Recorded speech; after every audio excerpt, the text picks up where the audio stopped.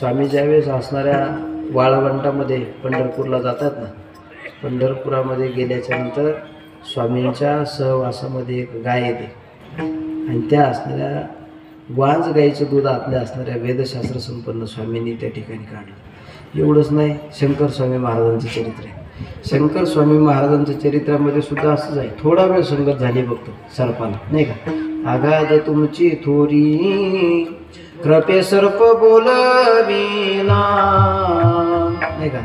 महाराज म्हटले असणारी एवढी आगाध थोरी आहे की त्या असणाऱ्या सर्पाला सुद्धा महाराजांनी बोलायला लागले. त्या असणाऱ्या सर्पाचे दृष्टांत सुंदर सांगितलं जातो की नाथ महाराज ज्यावेळेस असणारे शंकर स्वामी महाराज दिंडीला जातात ना, दिंडीला जात असताना ते कोणतं गाव आहे, वरकटणे नावाचं गाव आहे.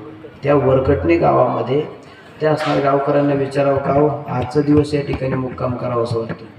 त्यावेळेस सांगायला सुरुवात केली. म्हटले काय अडचण झालंय का, टाईम झालाय का, नाही हां तसं झालं तर सांगा.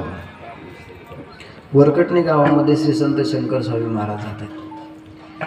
गावकऱ्यांना विचारलं का हो सायंकाळची व्यवस्था होईल का, आजची मुक्काम करायचं आहे मला.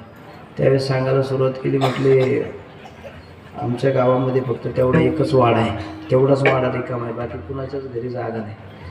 ठीक आहे म्हटलं, या वाड्यामध्ये मी थांबतो. वारकऱ्याला काय, वारकऱ्याची साधनं असते. ते असणारी शबनम टाकलेली होती, एक टाळ काढला, हरिपाठ काढला, साधना करायला सुरुवात केली. हरिपाठ घेतला.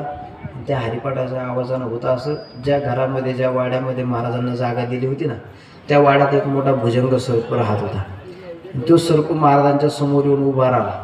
पण उभा राहिल्याच्या नंतर त्या डोळ्याने बघितलं, ते क्रोधमान झालेले डोळे ना त्या ठिकाणी शंकर स्वामी महाराजांकडे केले. शंकर स्वामी महाराजांनी ज्यावेळेस वरती बघितलं, त्या सर्पाच्या असणाऱ्या डोळ्यामध्ये आपले डोळे मिळले केले ना, त्यावेळेस असणारे महाराज त्या सर्पाचं संपूर्ण असणारा क्रोध शांत झाला. शांत झालेलं सर्पाने आता खाली मान टाकली. मान टाकल्याच्या नंतर महाराजांसोबत त्यांनी विस्तार केला. एवढंच नाही, हरिपाठ घेईपर्यंत सर्प शांत बसून होता. आता महाराजांचा हरिपाठ झाला. महाराजांनी सर्पाला पाणी पाजलं. त्यावेळेस सर्पाने असणारी संगत केली.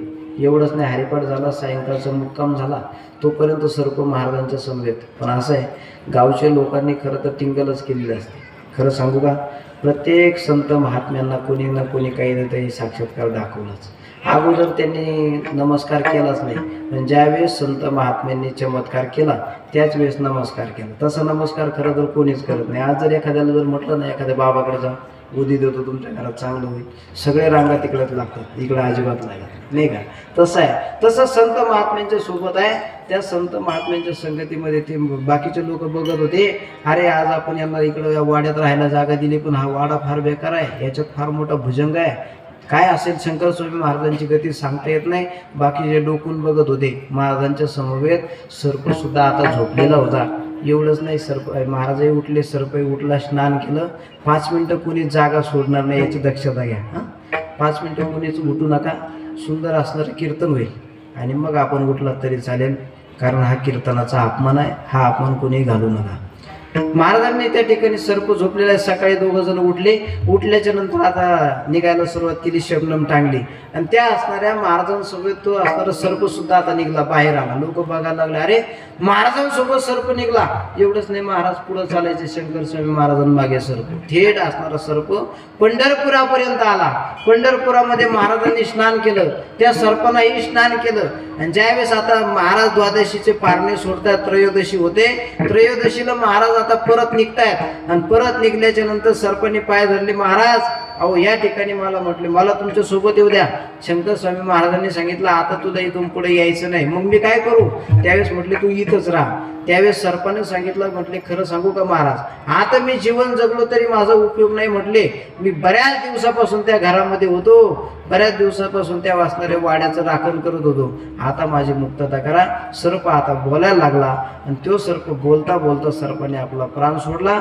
शंकर स्वामी महाराजांनी त्या ठिकाणी महाराज त्या सर्पाला त्या असणाऱ्या पंढरपुराच्या वाळवंटामध्ये समाधी दिली.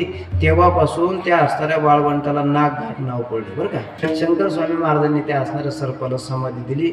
मला हे सांगायचं आहे, अरे एखाद्या पशुला जर संत महात्म्यांची संगत होत असेल, एखाद्या प्राण्याला जर संत महात्म्यांची जर संगत होत असेल, त्या प्राण्याचा उद्धार होत असेल, त्या पशुचा उद्धार होत असेल, तर ज्यावेळेस हा असणारा 3.5 हाताचा नरदेव त्या असणाऱ्या संत महात्म्यांच्या संगतीमध्ये जाईल, त्या असणाऱ्या संत महात्म्यांच्या संगतीवरती लोटांगण घेईल ना, त्यावेळेस निश्चित या असणाऱ्या नरदेवाचा उद्धार झाल्याशिवाय राहणार नाही. म्हणून ऐका, प्रत्येकाला या असणाऱ्या जीवनरूपी गंगेला सोडून जायचंय, प्रत्येकाला तर मरायचंय. या ठिकाणी तर राहता कोणाला झालं नाही. अरे या ठिकाणी देवाने सुद्धा अवतार घेतला तर देवाला राहता आलं नाही. येत नाही उडो आले अवतार, हेर ते पामर जीव किती. या ठिकाणी देवाला जर अवतार घेऊन जर राहता आला नसेल तर आपल्याला काय राहता येणार आहे? प्रत्येकाला जायचंय. असं सुंदर कर्म करा की जीवन सुंदर असणार संपेल, असं सुंदर जीवन जगा की मरण माणसाला शेवट चांगलं येईल.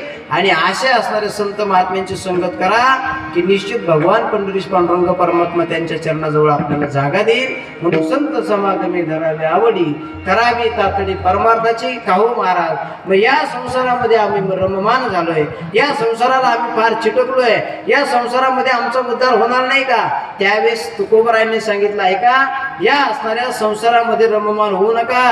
या असणाऱ्या संसारामध्ये रममान जर झाला तर तुमचा उद्धार होणार नाही. याच्यामध्ये डोळे धुरे म्हणून राहू नका, याच्यामध्ये तातडीने राहू नका.